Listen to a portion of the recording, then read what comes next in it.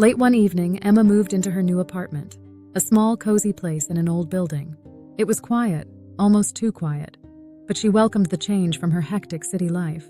As she unpacked, she noticed a large antique mirror leaning against the wall in the hallway. It must have been left by the previous tenant. The mirror's frame was ornately carved with strange symbols that seemed to twist and shimmer when she looked too long. That night, Emma woke to faint whispers. At first, she thought it was coming from the apartment next door, but the sound grew louder, closer. She followed the noise to the hallway where the mirror stood.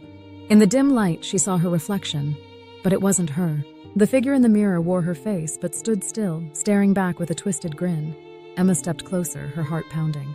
As she reached out to touch the glass, her reflection moved on its own, raising a hand to its lips as if to shush her.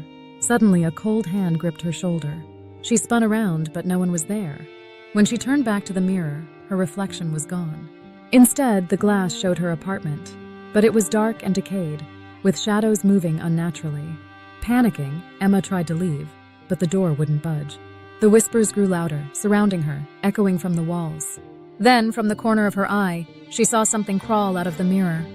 A shadowy figure with hollow eyes and unnaturally long limbs. Emma's screams were swallowed by the darkness as the shadow dragged her into the mirror. The next morning, the landlord arrived to check on the new tenant. The apartment was empty, except for the antique mirror in the hallway. And if you looked closely, you could see Emma's face in the glass, screaming silently, forever trapped in the shadows.